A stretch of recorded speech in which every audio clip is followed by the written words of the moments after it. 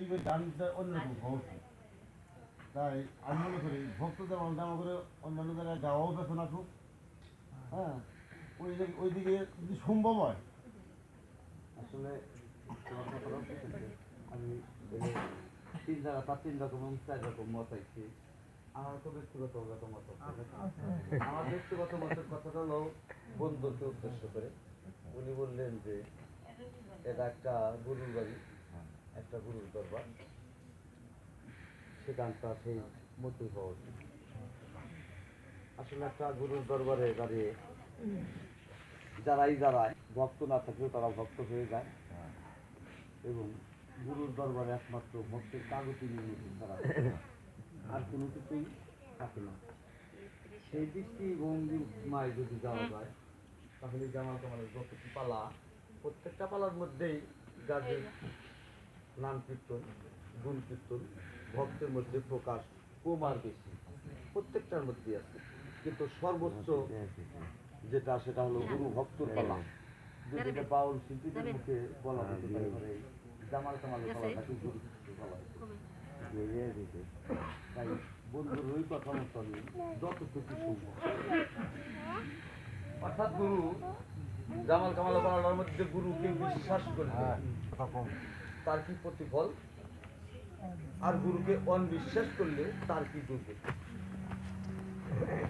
এনে যারা গুরু ভাতা আছেন তারা সেই জায়গায় বসে ভক্তের প্রতি দয়াবান হয়ে থাকবেন, আর যারা ভক্তের পাশে আছে তারা যেন প্রত্যেকেই আমরা সেই গুরু নৈকট্য এবং তার দয়া ভিক্ষা সেই দিকটিতে যদি আমরা থাকি তাহলে আমাদের গান গাওয়া এবং গান শোনা সার্থকতা হবে। কারণ জিন্দাউলি গাজী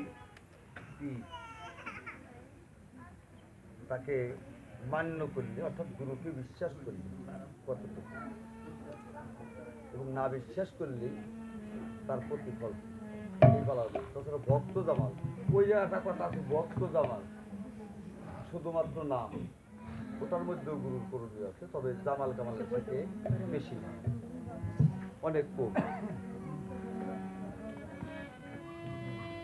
আর যদি এখানে বলা হয়তো শুধু গুরুর কথা, গুরুর দরবারে শুধু গুরুর কথা হবে, তাহলে ভালো দেওয়া লাগলো জন্মকুণ্ডকে, যেখানে ভক্তের কোনো কাগতি মিনতি নাই, শুধু গুরুর উপদেশ। তাই আমি এই এখানকার মা বিটিরা বলছেন যে ওই জামাল কামালের পালা গাওয়ার জন্য আমরা পুরুষ যারা নানান জায়গায় যায়, নানান ভাবে আমরা গান বাজনা শুনে থাকি, আসলে মহিলা মানুষ যারা তারা অনেক সময়ই ফাঁকে যাইতে পারে না, কারণ তারা এক প্রকার ভাবে পুরুষের প্রথমে দাস, আসলে বিষয়টা তা না, বিষয়টা বড় তা। আমরা সৃষ্টির জগতে যারা আসছি প্রত্যেকেই যদি আমরা লক্ষ্য করি, আমরা প্রত্যেকেই সেই স্রষ্টার দাস নাকি? গুরু বলতে তুলি একজন, আর আমরা সৃষ্টির জগতে যারা আসছি প্রত্যেকেই দাস, কেবলমাত্র নাম পুরুষ আসছে। আমাদের মাঝে এক প্রকার কিছু লোক আছে মাঝে মধ্যে দেখা যায় উনি না মেয়ে না পুরুষ। আপনারা কিছু লোক আচ্ছা খবর দেয় শেখার 10টা টাকা দেবো না দিয়ে উপায় থাকে না, অর্থাৎ ওদের মান ইজ্জত লজ্জা ঘৃণা ভয় কোনোটাই নাই। আল্লাহ দয়া করে মায়া করে আমাদেরকে যে এই যে কিছু ধারণা, আমি একটু পাড়ায় যাওয়ার আগে দুটা কথা বেশি বলতেছি, এই কারণে ওই বন্ধুর কথা আল্লাহ দয়া করে মায়া করে মোহব্বত করে আমাদেরকে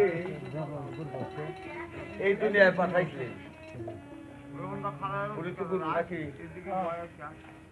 আমরা গুরুর কাছে আসতে বসতে নেই, এই তোমরা বসার যেহেতু বসার জায়গা এখানে যেহেতু জায়গা আছে, এই সাদা চটে যে জায়গা আছে, জায়গা আছে তারা অনেকে খাড়ায় খায়, বিভিন্ন মানুষের কত মানুষের শেষ করে নাই।